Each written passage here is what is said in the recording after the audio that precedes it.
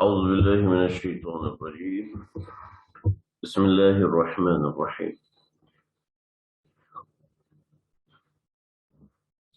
فليقاتل في سبيل الله الذين يشرون الحياة الدنيا بالآخرة ومن يقاتل في سبيل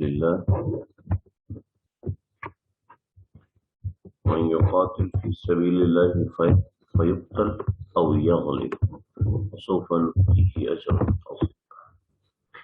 میں آج کے سبق کا آغاز انشاءاللہ سورہ نساء کی آیت نمبر 74 سے ہو رہا ہے. احکام سلطانیہ نمبر 3.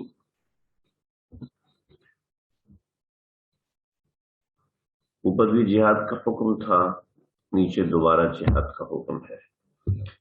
الگ سے حکم دینے کی ایک وجہ ہے، وہاں تدبیر جہاد تھی اور یہاں وجہ جہاد ہے. تدبیر جہاد مطلب یہ ہے کہ جہاد کیسے کرنا ہے، پہلے اصول سکھائے، اور اصول سکھانے کے اندر یہ سمجھایا کہ اس بات کا خیال رکھنا کہ تمہارے اندر کچھ منافقین بھی ہیں، تمہارے اندر کمزوریاں بھی ہیں، خامیاں بھی ہیں، اور خامیوں کا خیال رکھنا.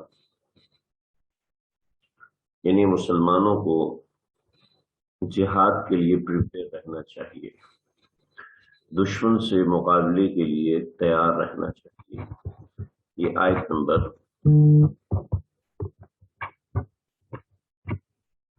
73 تک اللہ رب العزت نے سمجھایا.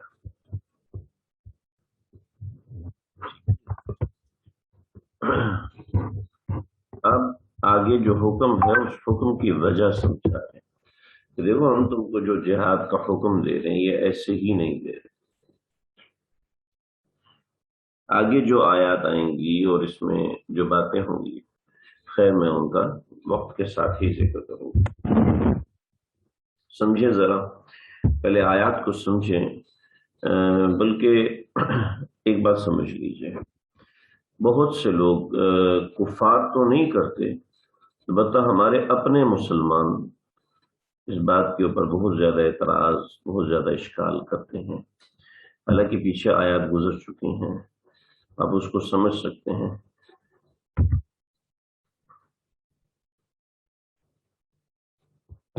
فَلَا وَرَبِّكَ لَا يُؤْمِنُونَ حَتَّى يُحَكِّمُوكَ فِيمَا شَجَرَ بَيْنَهُمْ.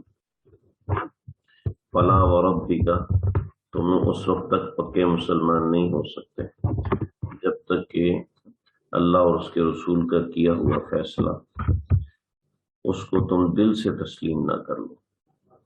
لیکن ہم لوگ مسلمان بھی کہلاتے ہیں، ہم کہتے ہیں جی ہم مسلمان ہیں، ہم پکے مسلمان، ہم سچے مسلمان، لیکن اس کے باوجود اسلام نے جو احکامات دیے ہیں اس کو ہم دلی طور پہ تسلیم کرنے کو تیار نہیں ہوتے. ہمارے بہت سے لوگ ایسے ہیں، بہت سے ایسے مسلمان ہیں جو اپنے آپ کو مسلمان کہتے ہیں، سمجھتے ہیں، اور اگر اوپر سے مان بھی لیتے ہیں تو دل سے اس کو تسلیم نہیں کرتے. وجہ اس کی بہت سے امراض ہوتے ہیں. انسان اپنے آپ کو زیادہ سمجھدار سمجھتا ہے، انسان اپنے آپ کو جہان دیدہ سمجھتا ہے کہ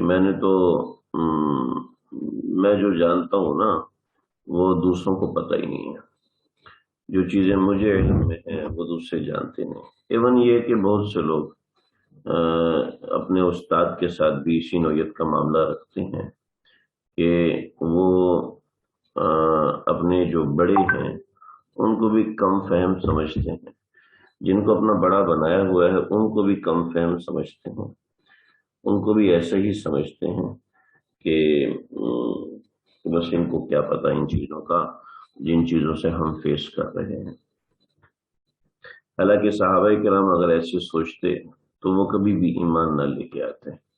لیکن چونکہ آج ایک ریت چلی ہوئی ہے، آج ایک رواج چلا ہوا ہے، تو اس وجہ سے عام طور پہ ایسے ہوتا ہے. اللہ ہماری حفاظت فرمائے، ہمارے ایمان کی حفاظت فرمائے. چنانچہ اسی وجہ سے یہ اعتراض ہوتا ہے کہ اسلام تو امن کا مذہب ہے، تو اس میں لڑائی، قتال، مار کٹائی، یہ کیا ہے؟ یہ کیا چیز ہے؟ تو مسئلہ یہ ہے کہ ہماری ساری بنیاد ہوتی ہے غیر مسلم طریقے سے. ہماری تعلیم ہی نہیں ہے قرآن کے بارے میں، ہماری تعلیم ہی نہیں ہے، لیکن ہم فیصلے خود کر رہے ہوتے ہیں شریعت کے مطابق. شریعت کے فیصلے ہم خود کر رہے ہیں، نہ یعنی قرآن کا پتہ ہے، نہ حدیث کا پتہ ہے، نہ فقہ کا پتہ ہے، نہ آپ صلی اللہ علیہ وسلم کے فقہا صحابہ کون کون تھے ان کا نہ ان کا پتہ ہے. ان چیزوں کا پتہ ہی نہیں. جب ان چیزوں کا پتہ ہی نہیں ہے تو شرعی مسائل خود سے اخذ کرنا یہ کیسے ہے؟ نہیں، شرعی مسائل خود سے سمجھ لینا یہ کیسے ہے؟ کہ مجھے اس آیت سے یہ سمجھ میں آ رہا ہے کہ آپ کے پیچھے بنیاد ہی نہیں ہے. آپ کی جو پیچھے بنیاد نہیں ہے تو آپ خود سے شرعی مسائل کیسے سمجھ سکتے ہیں قرآن سے؟ نہ بس آپ صرف ترجمہ پڑھیں، ترجمے سے سب سمجھ میں آ رہا ہے، جی مجھے سمجھ میں آ رہا ہے لہٰذا یہ مسئلہ ہے. کبھی فارمیسی کی کتاب دیکھ کر خود سے دوائی خریدتے ہیں جی؟ کبھی کنسٹرکشن بزنس کی بکس پڑھ کے اپنا گھر بنانا شروع کر دیتے ہیں. دیکھیں وہ ایک الگ لائف ہے، پریکٹیکل لائف ایک الگ ہے، نظریاتی زندگی ایک الگ ہوتی ہے. تو آپ دیکھیے وہ پروفیسر، وہ ڈاکٹر پروفیسر حضرات جو صرف لیکچرار ہوتے ہیں، ان سے کوئی علاج نہیں کرواتا، حالانکہ ان کے شاگرد بڑے بڑے ڈاکٹر ہوتے ہیں، لیکن وہ ان سے کوئی علاج نہیں کرواتا کیونکہ ان کی پریکٹس نہیں ہوتی. تو جو پریکٹس نہیں ہے، جو پریکٹس نہیں رکھتا شرعی مسائل کے اندر، وہ خود سے جب شرعی مسئلے نکالے گا تو ڈیفینیٹلی گمراہ ہوگا. اس میں بہتر ہے کہ علماء کی بات مانی جائے. چنانچہ عام طور پہ یہ جو اشکال ہوتا ہے یہ ان لوگوں کو اشکال ہوتا ہے جو زیادہ تر ایسے نظریات کے حامل ہوتے ہیں. میں یہ نہیں کہہ رہا کہ آپ میں سے کسی کو اشکال نہیں ہو سکتا، میں ایسی پچ نہیں بنانا چاہتا کہ میں یہ کہوں جی آپ لوگوں کو اعتراض انہیں کو ہوتا ہے جو جن کا دماغ خراب ہوتا ہے. میں ایسی بات بالکل نہیں کہہ رہا. میں یہ کہہ رہا ہوں کہ عام طور پر یہ اعتراضات ان لوگوں کو ہوتے ہیں جن کے نظریات سارے فلموں کو دیکھ کے، ڈراموں کو دیکھ کے بنے ہوتے ہیں. البتہ اشکال کسی کو بھی ہو سکتا ہے، آپ کو بھی ہو سکتا ہے، لیکن عمومی طور پر یہ اشکال کہ اسلام تو امن کا مذہب ہے، تو اسلام میں یہ قتل و قتال، اسلام میں یہ مار پیٹ کیوں، اسلام میں یہ سب چیزیں کیوں؟ تو سمجھ لیں بات.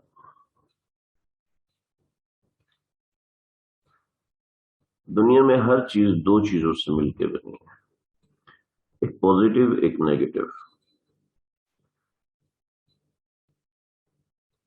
جب تک پازیٹیو اور نیگیٹو کا کمبینیشن نہیں ہوتا اس وقت تک کوئی چیز بن نہیں سکتی. حتیٰ کہ دنیا کی سب سے چھوٹی چیز ایٹم جو ہے، تو ایٹم ہے یہ بھی الیکٹران پروٹون دو چیزوں سے مل کے بنا ہے. اللہ نے ہر چیز کو دو دو جوڑے بنائے. اسی طریقے سے دنیا کے اندر بھی دو طرح کے انسان ہیں، ایک اچھے لوگ، ایک برے لوگ. اچھے لوگوں سے نپٹنے کے لیے قرآن مجید نے بہت ساری چیزیں دکھائیں، بہت ساری چیزیں سمجھائیں، لیکن برے لوگوں سے نپٹنے کے لیے اللہ رب العزت نے جہاد کو فرض کیا. اب برے لوگ آپ کو ستائیں اور آپ کہیں نہیں اسلام نے تلوار اٹھانے کو، اسلام نے مارا ماری کرنے کو منع کیا، تو اس مین کہ یہ مذہب پورا ہی نہیں ہے. لیکن آپ جانتے ہیں کوئی کسی ایسے ملک کو جس ملک میں جیل نہ ہو؟ کوئی ایسا ملک آپ مجھے بتا دیں کہ جس ملک میں پولیس نہ ہو. جی اگر شریعت نے کہہ دیا کہ جیل ہونی چاہیے، پولیس ہونی چاہیے، تلوار ہونی چاہیے، تو اس میں کون سی ایسے اعتراض کی بات؟ حالانکہ وہ ساری دنیا تو مسلمان نہیں. چنانچہ جب اسلام نے قتال کا حکم دیا ہے وہ نظریاتی طور پہ ایک حکم دیا ہے، ایک انتہائی ریشنل قسم کی بات ہے جو اسلام نے ہمیں سکھائی ہے، انتہائی مضبوط بات ہے. فَلْيُقَاتِلْ فِي سَبِيلِ اللَّهِ، تو سمجھ لیجئے. تو یہ میں نے کوئی بہت ہی بنیادی قسم کی بات کی ہے. اگر کسی کو سمجھ میں نہیں آتی وہ پھر سوال کر سکتا ہے. اور اگر یہ غلط ہے تو یہ آیات قرآن مجید میں کیوں ہے؟ آج دیکھیں مسلمانوں کو دنیا میں کہاں عزت مل رہی ہے؟ کسی جگہ مسلمانوں کی عزت ہے؟ جب پاکستان نے امریکہ کی آنکھوں میں آنکھیں ڈال کے بولا کہ ہم آپ کو اپنے وطن کے ایئرپورٹس نہیں دیں گے، پاکستان ویلیویبل بن رہا ہے۔ جب ہم نے کہا جی سر، جو آپ مانگیں گے ہم دے دیں گے، تو پاکستان کی کوئی ریسپیکٹ نہیں، دشمن ہمارے ملک میں گھسا، ہمارے ملک کے کئی لوگوں کو شہید کیا، ہمارے ملک کے وسطی حصے میں وہ بالاکوٹ یا مجھے یاد نہیں کون سی جگہ، وہاں گھس کے اس نے فائرنگ کی اور ڈھونگ رچائے کہ ہم نے اسامہ کو شہید کیا۔ تو یہ کیا ہے؟ یعنی مسلمان کی عزت کبھی نہیں ہو سکتی جب تک وہ اپنا دفاع کرنا نہیں جانتا۔ مسلمان کی عزت اس وقت تک نہیں ہو سکتی جب تک وہ اپنے اندر طاقت نہیں رکھتا۔ یہ ملکی ضرورت ہے، صرف مذہبی ضرورت نہیں ہے۔ کیوں پاکستان کے پاس اتنی بڑی فوج ہے؟ دشمن سے مقابلہ کرنے کے لیے۔ اور ہر ملک کے اندر فوج ہونا یہ اس کی عزت کا ذریعہ ہے، ذلت کا ذریعہ ہے، اس کی عزت کا ذریعہ ہے۔ اور اس میں کیا چیز ہوتی ہے، میری بات لمبی نکل جائے گی لیکن ان آیات کو سمجھنے کے لیے ضروری ہے۔ میں نے ایک دو حدیثیں لکھی ہیں سامنے۔ آپ علیہ الصلوۃ والسلام نے ارشاد فرمایا، جس شخص نے نہ کبھی جہاد کیا، نہ اپنے دل میں جہاد کا ارادہ کیا، وہ ایک قسم کے نفاق پر مرے گا۔ من مات ولم یغزو ولم یحدث به نفسه مات على شعبۃ من النفاق۔ جس شخص نے نہ کبھی جہاد کیا، نہ اپنے دل میں جہاد کا ارادہ کیا، وہ ایک قسم کے نفاق پر مرے گا۔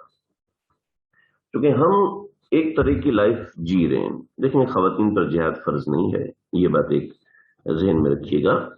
البتہ داعیہ ہونا چاہیے کہ میں اللہ کے راستے میں میری جان جائے۔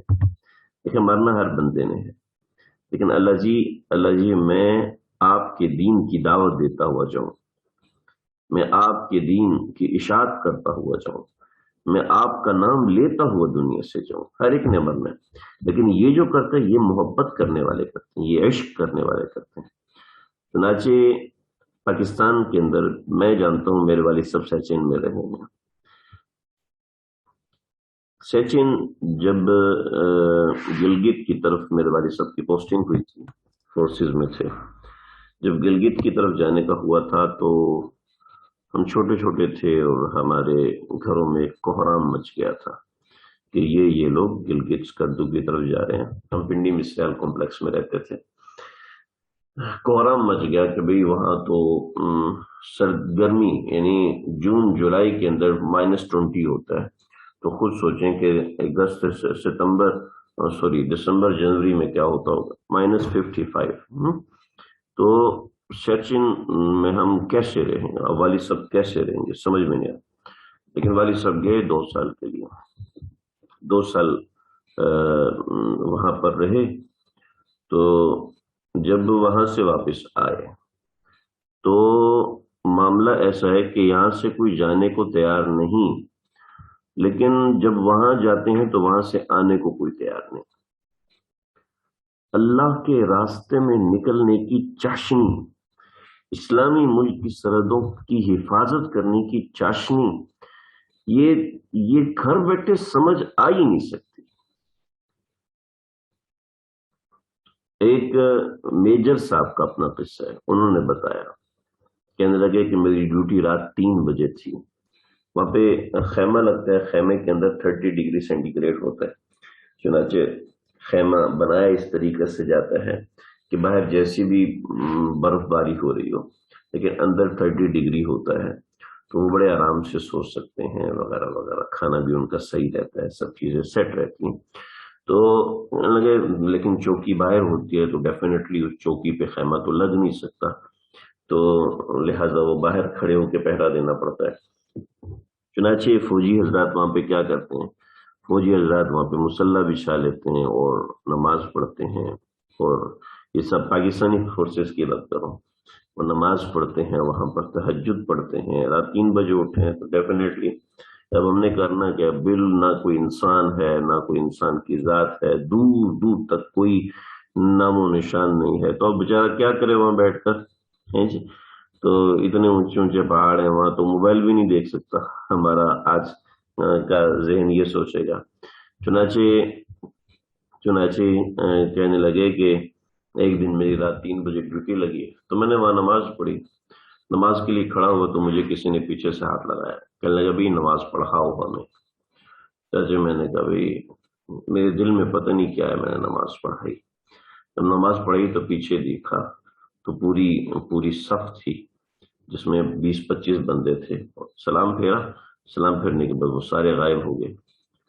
تو میں اندر آیا، صوبیدار صاحب سے پوچھا، صوبیدار صاحب یہ کیا ہے؟ وہ 20-30 بندے تھے، وہ کہاں گئے؟ کہنے لگے کہ میجر صاحب آپ کو آج 20 نظر آئے ہیں، ہمیں تو روزانہ 400 500 صفیں نظر آتی ہیں۔ یعنی اللہ کی مدد اپنی آنکھوں سے نظر آتی ہے، اپنی کھلی آنکھوں سے انسان دیکھتا ہے۔ اس طریقے کے بے شمار واقعات ہیں۔ جب انسان اللہ کے راستے میں نکلتا ہے تو اللہ کی مدد کو اپنی آنکھوں سے، کھلی آنکھوں سے دیکھتا ہے اور لوگوں کو ایسے بتاتا ہے کہ لوگ یقین نہیں کر پاتے۔ اس طرح کے واقعات ہوتے ہیں۔ لیکن مسئلہ یہ ہے کہ ہماری ذہنیت اس طرف جاتی ہی نہیں ہے۔ جب ذہنیت اس طرف نہیں جاتی تو پھر اشکالات ہوتے ہیں۔ طالبان آج غلطی کر رہے ہیں، طالبان آج یہ کر رہے ہیں، وہ کر رہے ہیں، اس طرح کر رہے ہیں، اس طرح کر رہے ہیں، لیکن جب امریکہ 20 سال تک ان پہ ظلم کر رہا تھا، بمباری کر رہا تھا، لاکھوں لاکھوں لوگ شہید ہوئے، 6 7 سال کے بچوں کے مدرسے پر بم کے حملے ہوئے اور وہ 200 300 بچے ان کی لاشیں تک جھلس گئیں، یعنی ایسا برے طریقے سے، لیکن دنیا کو اس وقت کچھ بھی نظر نہیں آیا۔ چنانچہ جب مسلمان مقابلے پہ آتا ہے، اللہ کے راستے میں نکلتا ہے تو اس کی عزت بنتی ہے۔ چنانچہ فَلْيُقَاتِلْ فِي سَبِيلِ اللَّهِ، قتال کرو اللہ کے راستے میں۔ فَلْيُقَاتِلْ، ایک منٹ ہو گیا، فَلْيُقَاتِلْ، اللہ کے راستے میں قتال کریں، اللہ کے راستے میں لڑیں، فی الذین، وہ لوگ لڑیں، یشرون الحیات الدنیا بالآخرہ، جنہوں نے دنیا کی زندگی کو آخرت کے بدلے میں بیچ دیا۔ یشرون، بیچ دیا، یشرون الحیات الدنیا۔ چنانچہ اپنے دل میں داعیہ رکھیں، اللہ جی آپ مجھے موقع دیں گے، جب آپ مجھے موقع دیں گے میں آپ کے راستے میں نکلوں گا، جب آپ مجھے موقع دیں گے میں آپ کے راستے میں تیار ہوں، نہ مجھے میری ماں روک سکے گی، نہ مجھے میرا باپ روک سکے گا، نہ مجھے میری بیوی روک سکے گی، نہ مجھے کوئی ضرورت، میں نکلنے، اپنے ذہن میں ارادہ رکھیں۔ ٹھیک ہے، جب بقیہ الحمدللہ ہمارے ملک میں امن ہے، سکون ہے، اطمینان ہے، تسلی ہے، لہذا جب ساری دنیا میں عام طور پہ امن کا بول بالا ہے تو ان حالات کے معاملات اور احکامات اور ہوتے ہیں۔ لہذا یہاں پر قتال جہاں ضرورت پیش آئے، ظاہر بات ہے قتال جہاں ضرورت پیش آئے وہیں پر کیا جاتا ہے، بغیر ضرورت کے عام طور پہ اس کے اصول ہوتے ہیں، اس کے معاملات ہوتے ہیں۔ اوپر جو آیات نکل کی، اوپر جو آیات گزری ہیں اس کے تحت میں اس کے بہت سے اصول ہیں، اس میں فی الحال جانے کی ضرورت محسوس نہیں کر رہا۔ لیکن جہاد قتال کا مطلب ہے نا بس تلوار لے کے نکلو، جو نظر ہے اس کو قتل کر دو، یہ مطلب تھوڑی ہے بم باندھ کے نکلو، جو نظر ہے اس کو اڑا دو، نہیں، یہ بات غلط ہے۔ وَمَن يُقَاتِلْ فِي سَبِيلِ، جو دیکھیں یقاتل، آپ لوگ اس کو سمجھیں گے نہیں لیکن میں پھر بھی بتا دوں، آپ میں علماء بھی ہوں گے، یہ تقاتل باب مفاعلہ سے ہے، ٹھیک ہے، باب مفاعلہ۔ مفاعلہ کیا ہوتا ہے؟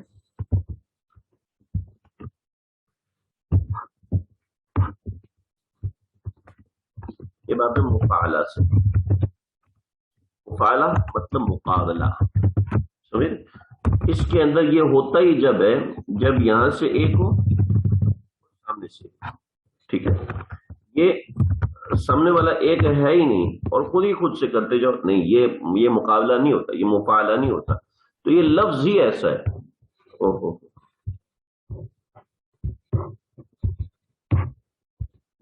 یہ لفظ ہی ایسا ہے جو کہ بتا رہا ہے کہ یہ بلا وجہ کی بات نہیں ہے، اس لفظ کے اندر یہ چیز چھپی ہے، لیکن ہر بندہ اس کو سمجھ نہیں سکتا، لہذا میں نے تھوڑا برسبیل تذکرہ اس کو بس، یعنی صرف بتانے کے لیے میں نے ذکر کر دیا. جو لوگ سمجھ رہے ہیں، جو لوگ جتنا پڑھتے ہیں تو سمجھ لیتے ہیں ہمارا علم مکمل ہو گیا، ایسا نہیں. وَمَن يُقَاتِلْ فِي سَبِيلِ اللَّهِ، جو اللہ کے راستے میں قتال کرے، کرنے کے بعد کیا ہے، فَيُقْتَلْ، وہ مارا جائے، او یغلب، یا وہ غالب آ جائے، فَسَوْفَ نُؤْتِیہِ أَجْرًا عَظِیمًا، دونوں صورتوں میں ہم اس کو ایک بہت بڑا اجر دیں گے.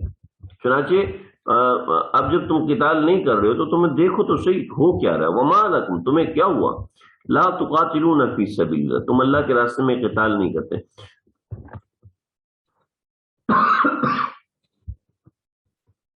والمستضعفین من الرجال،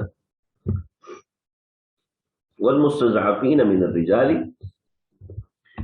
والمستضعفین، اس کو اب روکیں، من الرجالی، مردوں میں سے، والنساء، خواتین میں سے، والولدان، بچوں میں سے، والمستضعفین، جو لوگ کمزور ہیں. وہ لوگ کیا کہتے ہیں، یقولون، وہ کہتے ہیں، ربنا، اے ہمارے پروردگار، اخرجنا من هذه القرية الظالم اهلها، ہمیں اس بستی سے نکالی. پھر یہ کہتے ہیں بستی کو الظالم اهلها، جس کے رہنے والے ظالم. اب خود دیکھیں، آپ کے ملک پہ حملہ ہو جائے، اللہ عافیت رکھے، اور دشمن چڑھ دوڑے، آپ کی ماں کو آپ کے سامنے مار دے، آپ کی بہن کو آپ کے سامنے قتل کر دے، آپ کے بھائی کو، آپ کے والد کو آپ کے سامنے قتل کر دے، اور آپ کچھ بھی نہ کر سکیں، یہ کیفیت ہو، اور دوسرے مسلمان مزے سے بیٹھے رہیں. جیسے یہودیوں نے فلسطین پر حملہ کیا، جیسے یہودیوں نے فلسطینیوں کے ساتھ کیا، تو ان بیچاروں کے ساتھ کیا بیت کی، ان کے گھروں کو گرا دیا، تباہ و برباد کر دیا ایک رات کے اندر. اور دوسری طرف سے کہا جا رہا ہے کہ فلسطینیوں کو چپ کر کے بیٹھنا چاہیے. ظالم اہلها وجعل لنا من لدنک ولیا. میں صرف آج کل کے واقعات بتا رہا ہوں، ورنہ یہ 1400 سال کی تاریخ بہت بھیانک ہے کہ مسلمانوں کے ساتھ. وجعل لنا، تو انہوں نے کہا کہ وجعل لنا، اور بنا دیجئے ہمارے لیے اپنی طرف سے ولیہ، کوئی حامی، کوئی مددگار. وجعل لنا من لدنک نصیرا، کوئی حامی بنا دیجئے. وجعل لنا من لدنک نصیرا، اور بنا دیجئے، کھڑا کر دیجئے ہمارے لیے، من لدنک، اپنی طرف سے، نصیرا، کوئی مددگار. چنانچہ الذین آمنوا، چنانچہ الذین آمنوا، جو لوگ ایمان لے کے آئے، یقاتلون فی سبیل اللہ، وہ قتال کرتے ہیں اللہ کے راستے پر. والذین کفروا، اور جو لوگ کفر کرتے ہیں، یقاتلون فی سبیل الطاغوت، وہ شیطان کے راستے میں، وہ شیطان کے راستے میں قتال کرتے ہیں. جو ایمان لاتے ہیں وہ اللہ کے راستے میں لڑتے ہیں، جو کفر کرتے ہیں وہ شیطان کے راستے میں لڑتے ہیں. چنانچہ مسلمانوں، فقاتلوا اولیاء الشیطان، قتل کرو شیطان کے ساتھیوں کو، قتل کرو شیطان، سمجھ، قتل کرو شیطان کے ساتھ. ہر کافر کو قتل کرنے کو حکم نہیں ہے. ایک کافر ہے، وہ آپ کا ہمسایہ ہے، آپ کے ساتھ آتا ہے، بیٹھتا ہے، آپ کہیں جی قرآن میں حکم ہے لہذا قتل نہیں، ایسی بات نہیں. آپ کافر ملک میں گئے اور وہاں جا کے آپ نے ویزا لیا، اس ویزا دیا، اور ویزے میں جا کے آپ آ رہے تھے، آپ نے کہا نہیں جی قتال کا حکم ہے، میں کسی کو نہیں چھوڑوں گا، کل میں بم سے اڑا دوں گا. غلط بات ہے. قرآن کے بالکل، قرآن کو سمجھا ہی نہیں ہے آپ نے اگر آپ یہ سوچ رکھتے ہیں. آپ کسی یہودی کو ویزا دیا پاکستان میں آ گیا، چنانچہ آپ نے کہ یہودی کو دیکھا یہ تو کافر ہے لہذا نہیں، ایسا نہیں. قاتلوا اولیاء الشیطان، اس کو پیچھے سے جو یقاتلون والذین کفروا یقاتلون فی سبیل الطاغوت، اس میں یہ بات ہے. ان کید الشیطان کان ضعیفا، اور یہ جو شیطان کی چال میں ہے، یاد رکھو شیطان کی چالیں، ان کید الشیطان، شیطان کی جو چالیں ہیں، کان ضعیفا، وہ کمزور ہے. اب اس کا کیا مقصد ہے؟ اس کا مقصد ہے کہ یہ شیطان کے ساتھ ہیں تو ان کا ساتھ دینے والا کمزور ہے، اور آپ اللہ کے ساتھ ہی ہیں، ٹھیک ہے، اور اللہ کا ساتھ بہت مضبوط ہے.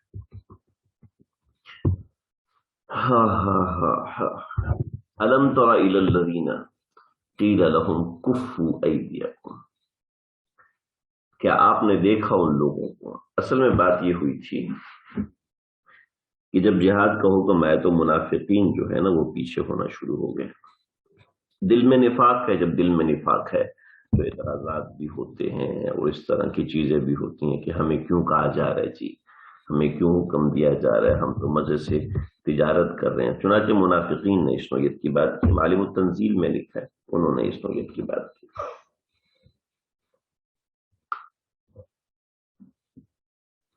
لیکن یہ منافقین تھے، بعض حضرات کے مطابق منافقین نہیں تھے بلکہ کچھ مسلمان ڈر گئے تھے ان کی. تو جب آپ صلی اللہ علیہ وسلم تشریف لائے تھے تو انہوں نے کہا تھا کہ آپ کا مقابلہ ہو تو پھر ہم آپ کا ساتھ دیں گے اور ہم ایسا کریں گے ویسا کریں گے. میرا خیال میری تھوڑا سا دل زمین رک رہی ہے، شاید کوئی اور وجہ ہو. بس میں یہیں کا اتفاق رکھتا ہوں، یہیں تک رکھتے ہیں پھر انشاءاللہ آپ لوگ اس کو دہرائیں اور اپنا کام مکمل کر کے ہفتے میں کم از کم ایک بار مجھے دکھایا کریں. ہفتے میں اگر ورنہ میرے لیے دیکھنا مشکل ہو جاتا ہے، صفحات زیادہ ہو جاتے ہیں تو ان کو چھان پھٹک کرنا، وقت زیادہ نہیں ہوتا. آج کل میرے کچھ ایگزام چل رہے ہیں تو اس میں لگا ہوں تو زیادہ دیکھ نہیں پاتا ہوں واٹس ایپ کو. تو اس لیے آپ لوگ اپنا کام مکمل کر کے مجھے بھیج دیں، 3-4 صفحات ہوں گے تو میرے لیے دیکھنا زیادہ کنوینئنٹ ہوگا. السلام علیکم ورحمۃ اللہ وبرکاتہ.